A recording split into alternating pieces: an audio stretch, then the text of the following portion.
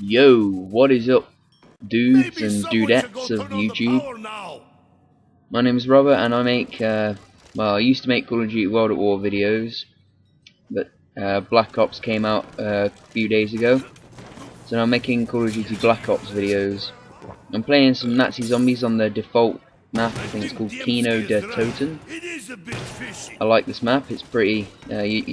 Well, in World at War zombies, the best way to do well was to camp and pick off zombies at the choke point, but I didn't like doing that. I like to run around and basically pick off zombies as I found them, basically. So this map is very suited for that. You definitely can't camp. So yeah, I really like this zombie map. I like what Treyarch did with all the little quirks in the map. And I like the fact that they cycle through the characters, because I think that was the one main flaw with Deriz for me, was the fact that you couldn't choose which character you wanted to be in solo. I mean, you still can't choose which character you want to be, but you do cycle through them. So I suppose that's an improvement. But in the ideal world, I would really like to select who I wanted to be, because that would just be so much fun. I choose Nikolai all the time because he's just hilarious. And I'm Nikolai in this video, so that was pretty cool. That's why I decided to record this one. And there's not really much else to say about the map. I think it's very suited to running around, so yeah, I really like it. The zombies' reaction time has gone down a bit from Deriz, which I like, because in Deriz you couldn't get one knife away without being hit by the zombies if you were trying to knife them. So I mean I quite like this one, because they have a slower reaction time, and I haven't found any glitches yet. So I've not even found the prone perk machine glitch has been removed. And you can prone dive in this as well, which is pretty cool. I can just imagine an earthquake occurring if Nikolai did it too much. No, I'm joking. But yeah, I like the fact that I like the fact that you have to run around to do well, because that's where I excel in Nazi zombies. So I'm going to talk a bit more about the gameplays. Well, actually, I'm going to talk more about the weapons for now.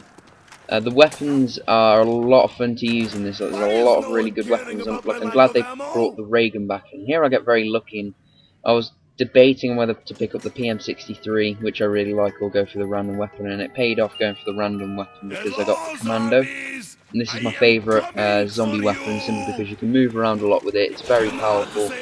Not much recoil. It's the perfect gun for taking out zombies. And in this video, well, this series of videos, you're gonna see me demonstrate a lot of the different routes you can take to the power switch. And there is a teleporter in this one as well, which I find pretty amazing. So yeah, and the default pistol, like the first game mode I played on Black Ops was zombies, and I immediately grew attached to the default pistol, the M1911. That's why I admire it so much in solo player, which is pretty cool.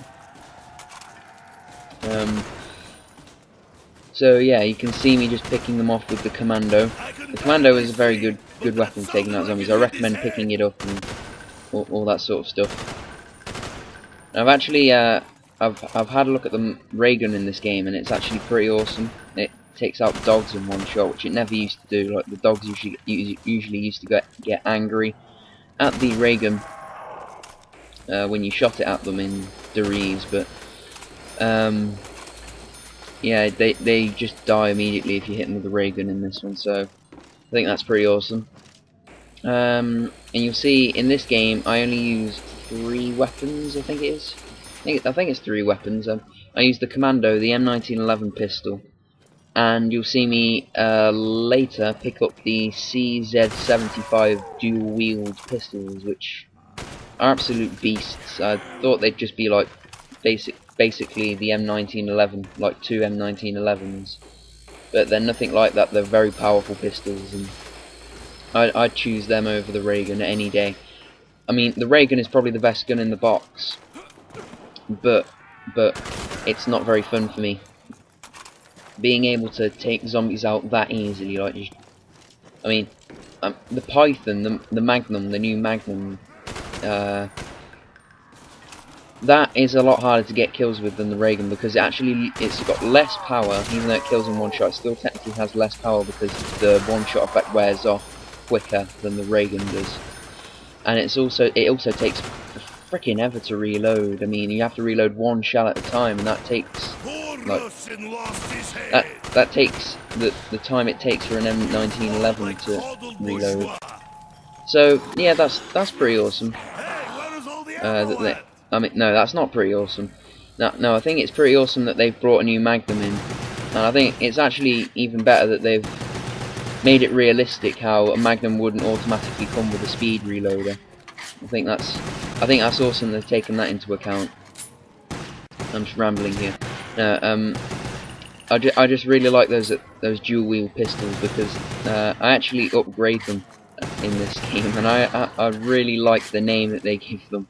You'll see later on, like in, I don't know, part 2 or maybe part 3, because I'm dividing this video into 3 parts because it took a very long time. I think I got to around 14 in the end. I think that's pretty good.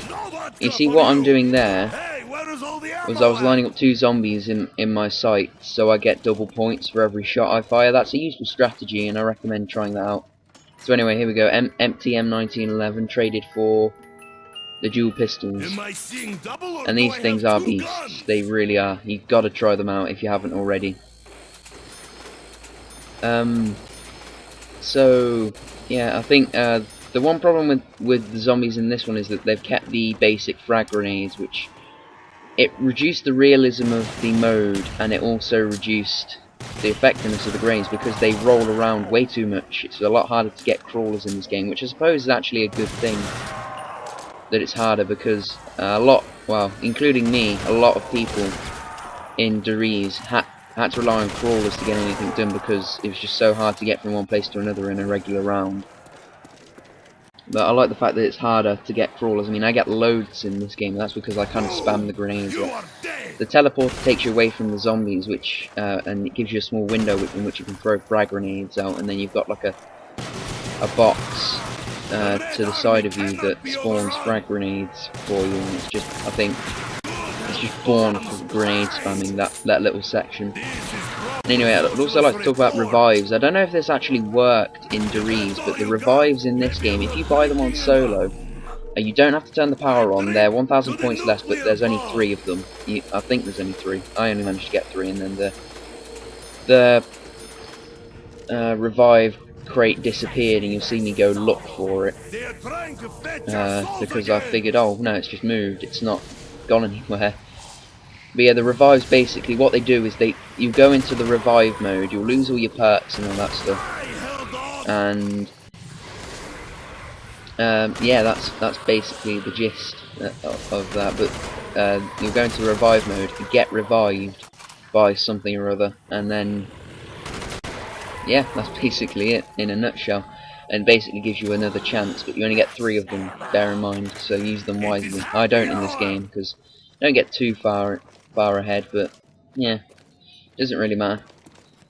So yeah,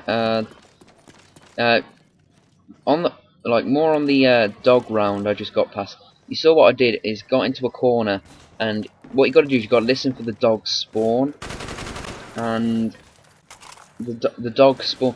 If you hear 2 spawn, keep back 1 clip for 2 dogs, and then you'll be able to take them out easily.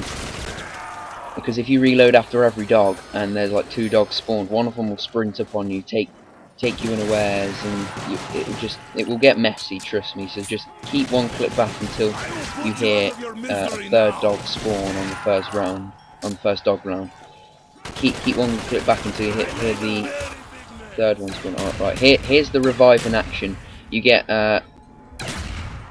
dual wield M1911s with explosive rounds to clear the area of zombies, and then you get back up after a certain amount of time. I didn't really count, probably up something like, I don't know, 5-10 seconds. But yeah, that's the use of revive. So turning on the power is actually a bad idea in this one. Like, what you should really do is wait until like you have enough points to upgrade a weapon and then turn on the power, because otherwise you've spawned these weird crawling zombies, which I'll get onto in the next part. But yeah, so the revives are actually more useful than Juggernaut in some cases, but you have to use them wisely, obviously. So anyway, the first part is coming to a close. All you're going to see now is me go back to get another revive, and then basically just carry on playing through this round, in which I think I knifed the final zombie. Yeah, there we go. Just observe. I've only got one left. Got to use it wisely. So anyway, I hope you all enjoyed this part and stay tuned for the next one. So yeah, see you guys some other time. Thank you.